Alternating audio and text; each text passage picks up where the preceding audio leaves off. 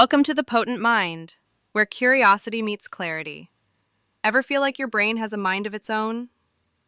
Here, we explore how attention works, why it drifts, and how to train it back, gently, powerfully, and on purpose. It's not about fixing your mind, but learning to work with it. Let's get started. Everyone who exalts himself will be humbled, and he who humbles himself will be exalted. Jesus.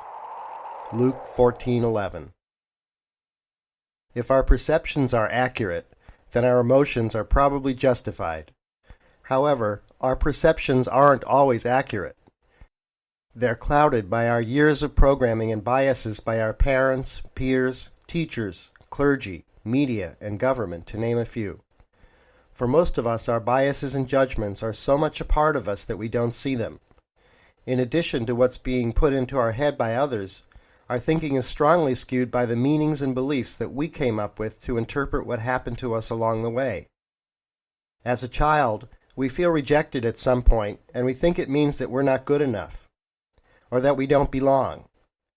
To a child, the world is black and white. You're good or bad, okay or not okay. These childhood interpretations and beliefs stick. They tend to run our life behind the scenes, causing us to shoot ourselves in the foot repeatedly. It just becomes part of our normal thought process. I'm different. I have to prove myself. Am I normal or not? In this childhood world, there's obsession about whether we're good enough or worthy, and whether other people will approve of us or not. There is often a deep fear of abandonment by others and winding up alone. It is a world governed by insecurity and anxiety, which can spin off all types of defense mechanisms, compulsions, avoidances, and distractions. We have all kinds of thoughts going through our mind all the time. But when those thoughts are about judging, I'm good or bad, someone else is good or bad, why things are the way they are, these kinds of thoughts are coming from our inner child, our emotional mind, which is highly subjective. That means it goes more by feelings, impressions, gut instinct rather than facts. The child in us is always trying to figure out why what happened, and usually overly interprets events to be about his or herself. This judgmentalness and the false meanings we make up cause much unnecessary suffering. If you can begin to recognize the judgmental thinking, that we grow up with this internal dialogue, the part that's wrapped up in our insecurities, then for now you can just label that and recognize it for what it is, coming from childhood beliefs and interpretations about why people have done to you what they did. Don't expect that sort of thinking to stop for now. It's not good or bad. Just continue to recognize this every chance you can. And when you do that, you're practicing aspects of mindfulness. The following are undeniable facts to remember when you're practicing mindfulness. Everyone has strengths and weaknesses. We're all born without a manual. Everyone makes mistakes. Everyone fails at some things. Bad things happen to everyone. No such thing as one person being more worthy or better than another. No one has a right to judge anyone else, except in a professional role such as a teacher or a judge. These facts also remind me to be less afraid of people judging me, and less judgmental and more compassionate towards others. When we stop being afraid of how others judge us, it really removes bonds and limitations that we've been imposing on ourselves.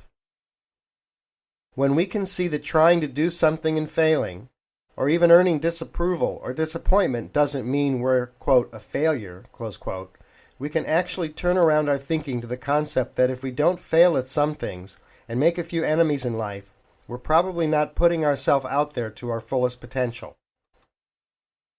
I also don't want my listeners to now become a bunch of egotists.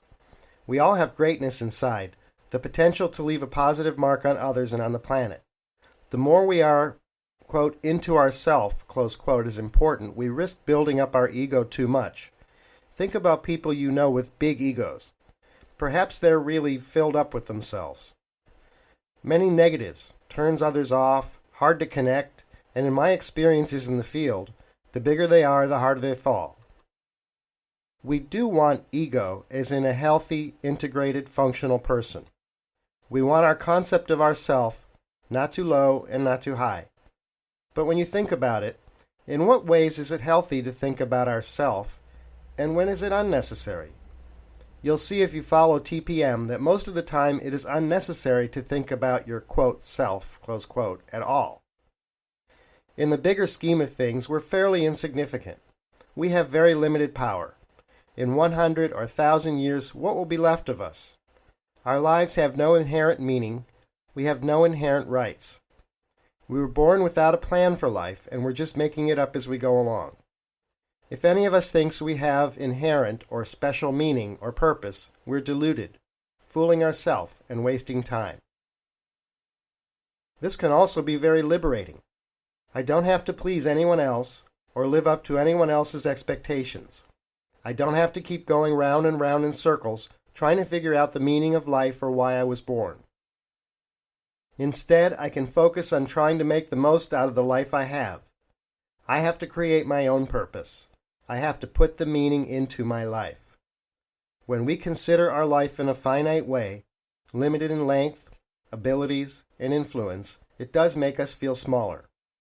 Imagine projecting yourself toward the end of your opportunity here on earth and ask, what will be important to me then? A life consumed by judgment, judging ourself, good or bad, strong or weak, normal or not, and being concerned about other people's judgments, is radically distracting. Opportunities go right by.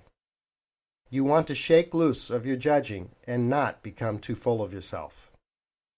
I see two ways to live. One is a life of judgment, motivated by our fears of negative judgments by others, motivated by guilt, having to be defensive, judgment and fear-driven. People are afraid to give up judgment and guilt. They may really believe that their worth is dependent on other people's judgment. This is what has motivated them their whole life. Stay out of trouble. Don't get embarrassed. Please people. Look good. There's a lot of anxiety and obsessing. In this world, the way of thinking, the rules go something like this. There are good people and bad people. You're adequate, okay, or not. Whether you're okay or not depends on other people's approval. And when you make a mistake, beat yourself up. But if I don't have to worry about other people judging me, if I don't beat myself up, then what will motivate me? Well, there's the alternative. It's a life that is values and passion driven. In this world, who I am is based on my values and my actions and what I create with my life. In this world, we're more in touch with the undeniable facts I listed above. We don't obsess about what people think about us because we won't please everyone, and instead we just work at being the best we can be.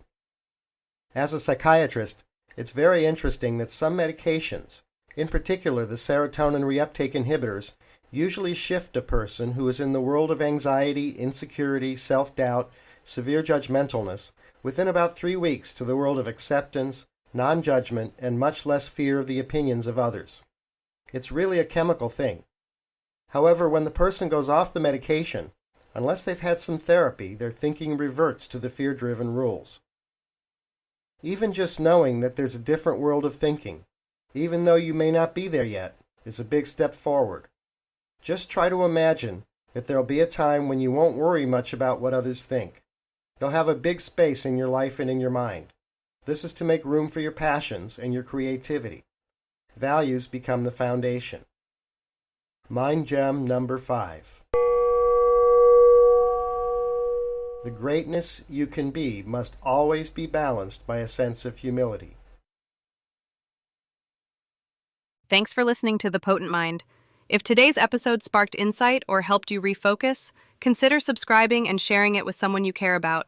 For more resources or to connect, visit thepotentmind.com. Until next time, be kind to your mind.